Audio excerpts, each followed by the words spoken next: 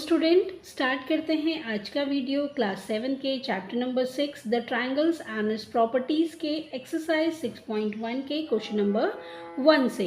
तो जैसे कि क्वेश्चन नंबर 1 हमें गिवन है, in triangle P Q R D is a mid point on Q R, और इसके बेसिस पे हमें इन तीन चीज़ों का आंसर देना है।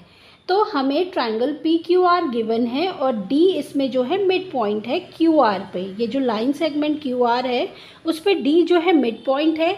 तो अब हमें बताना है कि पी एम क्या है, पी डी क्या है, और क्या जो क्यू एम है वो एम आर के इक्वल है या नहीं है।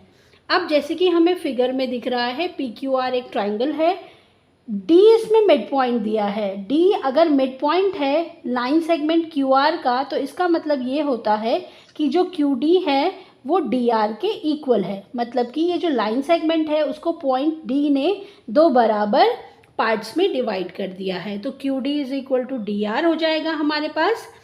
अब अगर हम देखें कि जो डी है वो मिड पॉइंट है, डी जो है मिड पॉइंट है, तो मिड पॉइंट से जो लाइन ज्वाइन करती है अपोजिट वर्टेक्स को वो क्या क्या होती है, मीडियन होती है।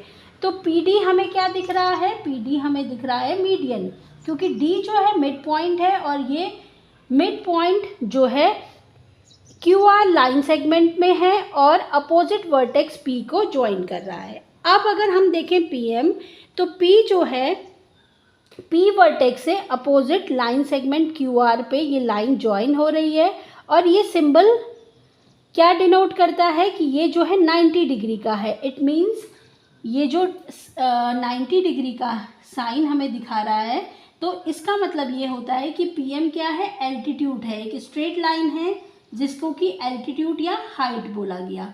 तो पी एम इज हाइट या एल्टीट्यूड, पी डी जो है मीडियन है। अब हमें थर्ड पार्ट में पूछा है कि क्या क्यू एम और एम आर बराबर होंगे, इक्वल होंगे कि नहीं।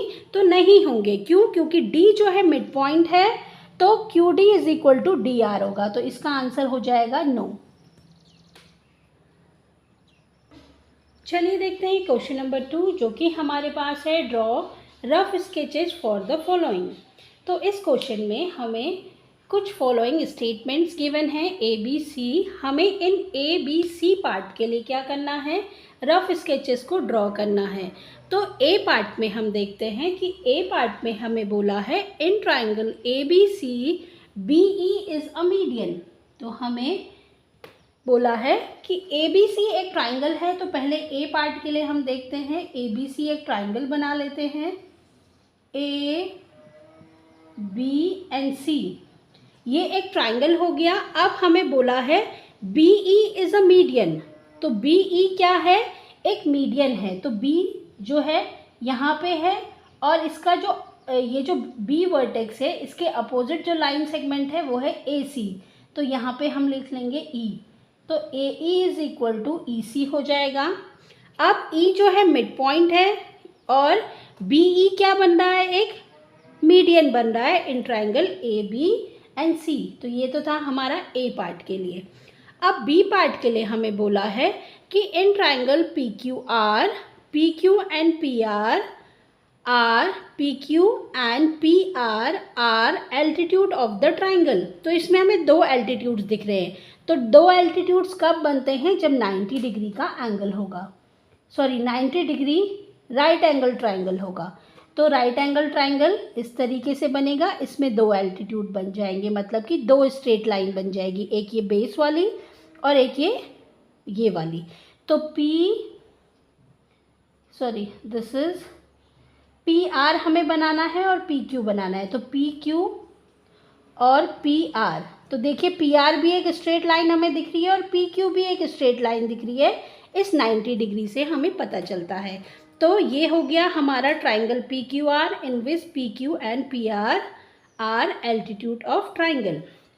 अब सी पार्ट में हमें बोला है कि in triangle X Y Z Y L is an altitude in the exterior of angle. तो सी पार्ट में हमें क्या करना है, एक ट्राइंगल बनाना है एक्स वाई जेड।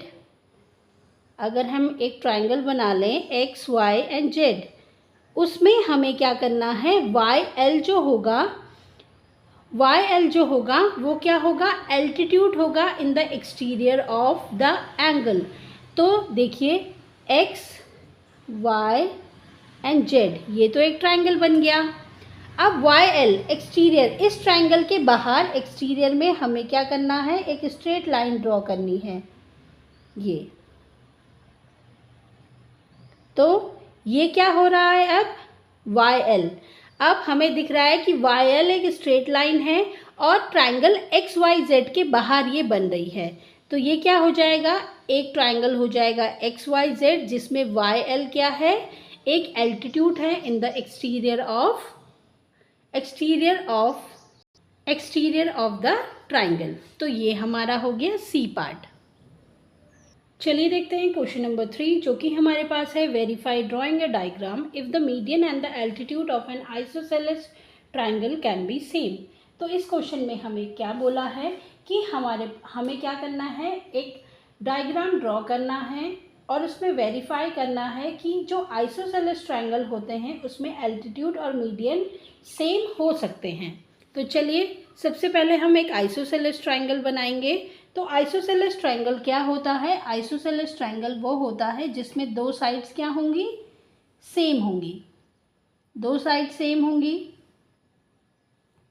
तो हम इस ट्रायंगल को नाम दे देते हैं सबसे पहले ए बी एंड सी। तो हमारी ए सी और ए बी जो है इक्वल हैं। अब अगर हमें मीडियन बनाना है, तो अगर हम बोलें कि ये लाइन 6 सेंटीमीटर है तो ये भी 6 सेंटीमीटर है। अगर ये हमारी जो बी सी जो लाइन है वो 8 सेंटीमीटर हमने ली है, अगर हमने इसको 8 सेंटीमीटर लिया है तो हम क्या करेंगे, मिड पॉइंट हम ले लेते हैं डी, और इधर भी 4 सेंटीमीटर है और इधर भी 4 सेंटीमीटर है। तो अब हम क्या करेंगे, डी से क्या करेंगे, एक लाइन ड्रॉ करेंगे। तो ये एक लाइन ड्रॉ हो जाएगी और ए डी क्या हो जाएगा, मीडियन हो जाएगा। अब अगर हम प्रोटेक्टर से देखते हैं, प्रोटेक्टर की हेल्प से हम देखेंगे तो ये जो लाइन होगी वो एक स्ट्रेट लाइन होगी, मतलब कि वो 90 डिग्री की एक लाइन होगी। अब ये तो हमने समझा प्रोटेक्टर की हेल्प से। अगर हम देखें कि जो हमारे पास ट्रायंगल होता है, आइसोसेलेस ट्रायंगल होता है, तो ट्रायंगल जो होता है उसमें जो एंगल्स होते हैं उनका सम जो होता है वो 180 डिग्री होता है। अब हमने बोला कि ये एक आइसोसेलेस ट्रायंगल है और इसकी इसकी जो ये साइड्स हैं ए बी एंड ए सी ये इक्वल हैं। तो आइसोसेलेस ट्रायंगल की ये प्रॉपर्टी होती है कि जो ये अपोजिट साइड्स होते हैं, ये जो साइड्स हैं जो इक्वल हैं उनके अपोजिट एंगल्स भी क्या होंगे, इक्वल होंगे। ठीक है, अगर ये 50 है तो ये भी 50 ही होगा। ये प्रॉपर्टी होती है आइसोसेलेस ट्रायंगल की। अब हम क्या करेंगे,